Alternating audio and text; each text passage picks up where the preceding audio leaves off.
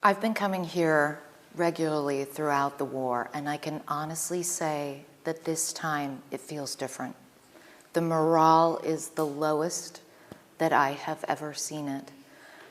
And I wonder, as things stand, do you believe that Ukraine can still win this war?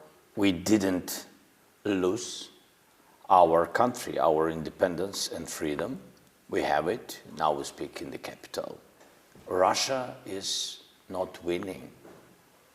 This is very important. And everybody is asking how long we can hold the line and how long we can stay. And how long can you? You know, it's not about it. We want to do it yesterday. We wanted Putin to stop this war yesterday. And when we speak about how to stop him, first of all, to give Ukraine security guarantees.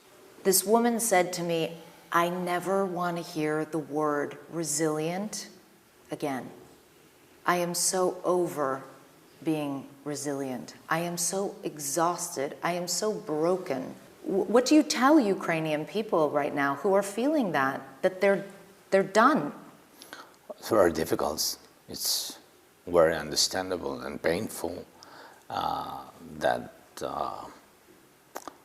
we want to end this war as quick as possible. And really, each day we do all we can. I speak with all the partners. I try to negotiate. I'm asking different partners in different continents, help me to stop Putin.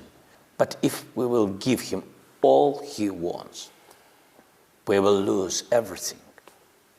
Just everything. Our houses, our lives, our families, everything. Because all of us, people, will have to run away from the country or be Russians. On the outskirts of Odessa, at an abandoned railway station, the smell of death hangs heavily in the air. These railroad cars once carried cargo across the country. Now they hold the remains of thousands of Ukrainians. As repatriations from territories seized by Russia have increased, the arrivals have become more frequent and the numbers harder to comprehend.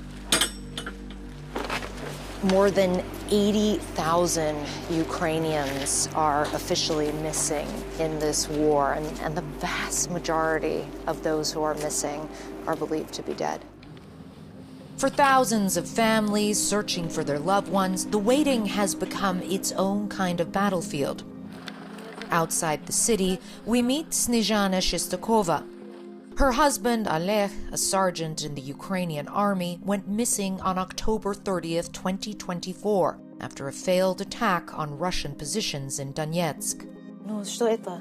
Да, Oleg живой. It's the sign here that says, yes, Oleg is alive. Это я, смотрю и говорю постоянно. Because you need to believe, потому что вам нужно верить, что это правда, что он живой.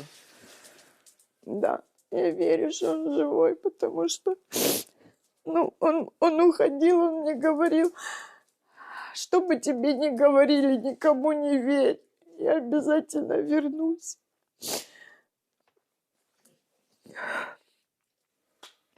Сидим с ним, ждем вместе.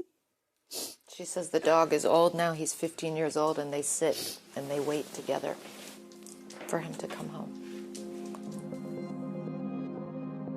Oleg's backpack still sits in the hallway. Snezhana spends her days going through their messages to each other. У меня классный день сегодня, зайка, домой еду уже. Жди, встречай любимого, та-та-да-та-да-та. Can you help us understand the pain of living with not knowing? It is one thing to go through the pain of grieving, but the agony of not knowing is a unique form of cruelty. Это очень сложно проживать. Это, вы понимаете, это такое чувство, что ты просто умер. Просто умер. Тебя рвут по кускам. After 4 long years of war, Ukraine and its people are being stretched to the limit. Murals on the road into Kyiv celebrate the heroism of Ukrainian soldiers. But inside many apartments, families are fighting a quieter battle against the cold. I don't know if you can hear, it's almost deafening now. Everywhere you go in Kiev, the sound of generators. Relentless Russian strikes on energy infrastructure have left residents facing constant power and heating outages during the coldest winter in years. Mamacita was Svetlana Kivirenko's dream. Hello, hi. Built from the ground up, a place where moms and their kids could escape the grind of war. It was pure love. We had this nail salon, we had makeup here, we had cosmetologists, so mom could take a break, yes, and relax. Earlier this month, Svetlana finally had to close Mamacita. I died that time, really.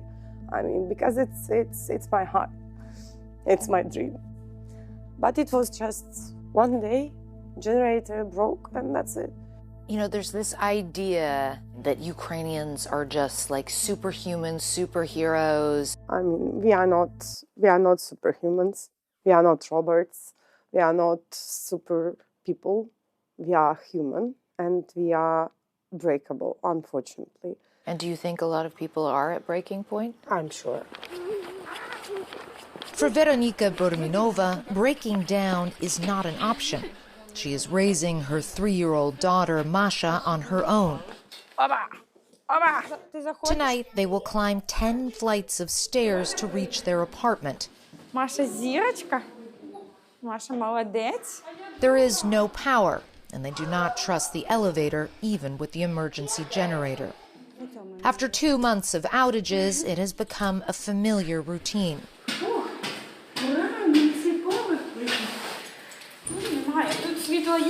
Inside the apartment, Masha shows us how they keep the lights on. That's so pretty. That is so pretty. And now you have light from a power bank.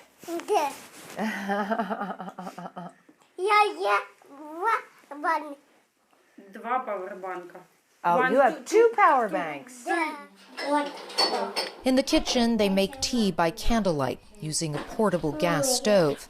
Dinner is usually instant soup or noodles, but they are lucky that they still have heat. Ще не запитали. How long can you go on like this? Та я, насправді я не знаю. Я живу тут і зараз. Іноді важко. Іноді бувають дні, коли немає сили, я їй розповідаю, кажу, Маша, в мене, я зла не тому, що, я хочу на тебе там накричати, а тому, що просто немає сили, мама заморилася. І вона розуміє. As night falls, the city goes dark. In the end, Ukraine's greatest strength may have become its heaviest burden, a nation expected to endure without end. I can honestly say that I have never seen morale as low here in Ukraine during the 4 years since the Russian invasion as it is right now. Ukrainians are experiencing profound resilience fatigue. They are so over being resilient. That is what I am hearing again and again in conversations with different people across the country. Obviously, it has been a brutal winter, the coldest in recent memory. Russia has been bombarding the energy infrastructure. There have been constant power outages, heating outages. We spent the day with a young single mother, Veronika. She has a 3-year-old, beautiful little girl, Masha. She is often walking up and down 10 flights of stairs to get in and out of her apartment. She hasn't had a hot shower since last year.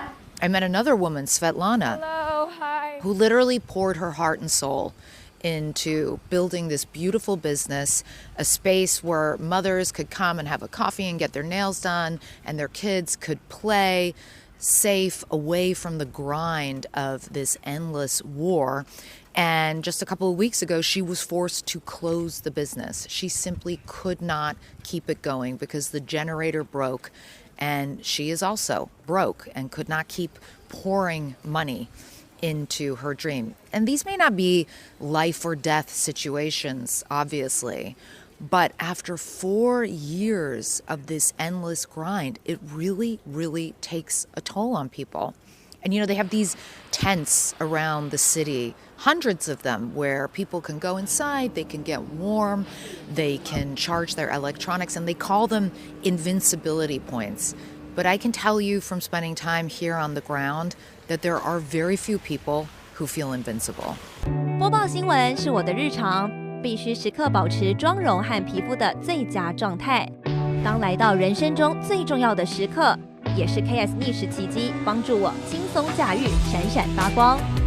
KS 逆时奇迹活肤露全效精华、精华霜，多达5种 EGF 6大冻龄关键成分，保湿效果让我非常满意，小细纹也不再困扰我。